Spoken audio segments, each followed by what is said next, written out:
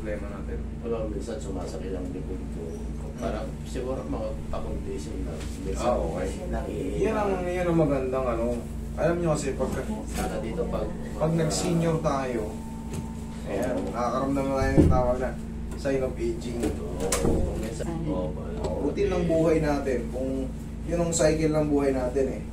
Yung mga balat natin, pag bata pa, tumis pa. Pero pag umiidad na, kumukulubot, tumatanda. Sa loob, ganun din. Tumatanda rin yung mga ligaments, tendons. Saka nangihina yung legs na. Kaya pag may bigla ang kilos, biglang yuko, may nagre-reklamo. Hindi ka tulad pag bata, kahit tumambling pa, okay lang. Sa akin, pang-condition. Para baka bumata ng another 1 month. 5 years. Sa ating 5 years. Abot ka pa ng 100 years old. Lagi yung napapanood yung ano ko eh. Sa akin naman kasi, dati ko lang ito sa trabaho. Nag-lock na yung legs ko. Nag-lock yung legs mo? O hindi ako makalakad. Ang 2014 na yun. 14, 14, 14. Matagal na nang wala. Ngayon ang bumalik. Grabe naman ngayon. Kahit ang inom ka lang inom ng gamot, pinatatanggal yung sakit. 16 days na ngayon na masakit. Okay, hindi ka sabi siko mo. So, papunta sa akin, siko. Ayun. Nagkakrak. Nararamdaman.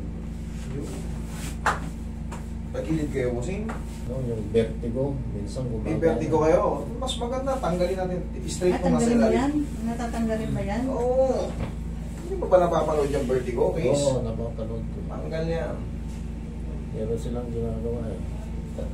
Relax na. Natabahan na, boss. Kaya ito mapapaglapas ko naman. Laglag mo lang. Kabilang side. Relax. Relax na. Okay, lambutan mo lang katawan mo.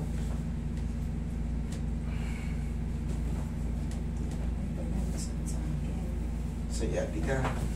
Ihayakay mo na, sir. Hindi siya nakasumpong ngayon. Okay, relax na.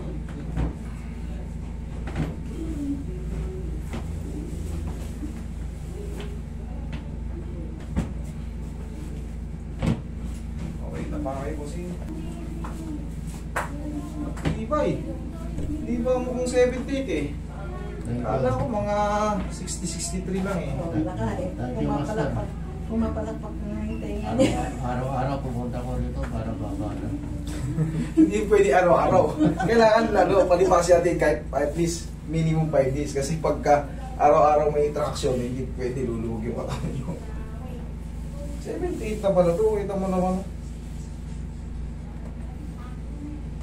Iba talaga yung healthy. Hindi tumatanda eh. Halaga ng asawa yan. Kaya pa rin. Ganyan yung pala. 100 ba? O, tingnan mo. Pero na banana.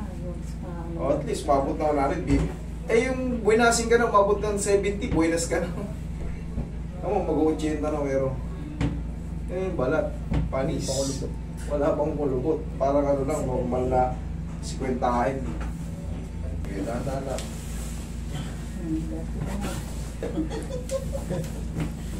Anong bago? Sige, ihaya na. Bagong tao. Bibigti ka na yan. Bibig. Ang sikreto pa lang ni sir, 78 na sir, mag-80 na pero kita mo naman. Matigas pa yung katawan, kumbaga hindi pa lawlaw yung mga ano. Ang sikreto, huwag mong problemahin yung mga ano. Walang bisyo. Walang bisyo. Tapos na ako dyan. Ay, dilit ko lang ano. Relax lang.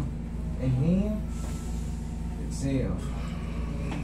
Huwag raw hangarin yung mga kaya. Hindi mo kaya. Huwag mong hangarin, hindi mo kaya. Kasi hakabulin mo nang hakabulin yun. Tama nga lang. Totoo yun. Hindi naman ako sanay na ano eh. Hindi ako sanay na maraming pera sa bulsa eh. Gaganunin ko yan. Sa Pasko, tsaka sa ngayon December 9, malapit na. Kunting araw na lang. Kunting araw na lang. Pamamigay na yung 20,000. Pagka sa Pasko, 20,000 again. Pagka ano, dadagdagan natin. Ilang tao mabubuno? Depende kung anong gusto nyo.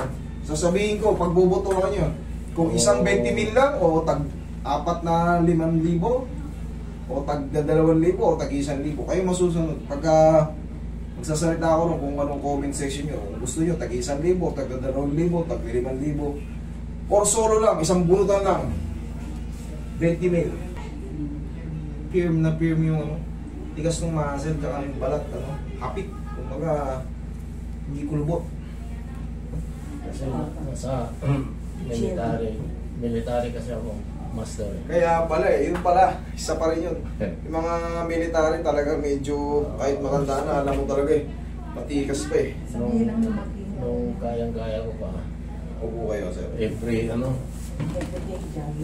nagja-jogging ako ng 3 miles. Noon yun. Ngayon na lang. Kaya naglalakad na lang ng 1 hour. Yun ang pinakamaganda. Everyday.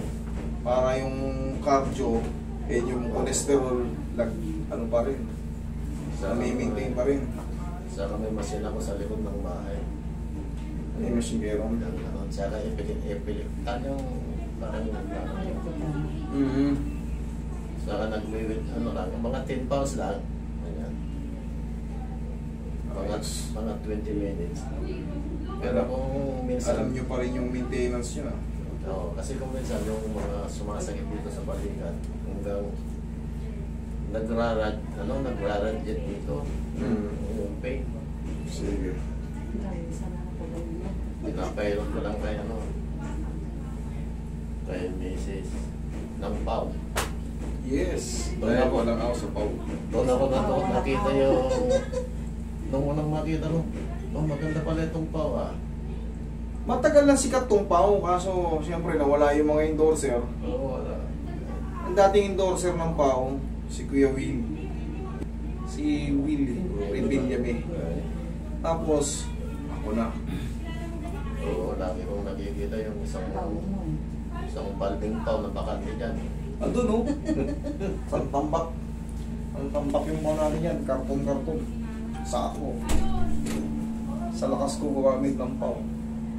Eh, naman naman pa everyday. Kailan ba naman ang mas maganda? Kasi pag may mga artificial na, mas mahirap na galawin.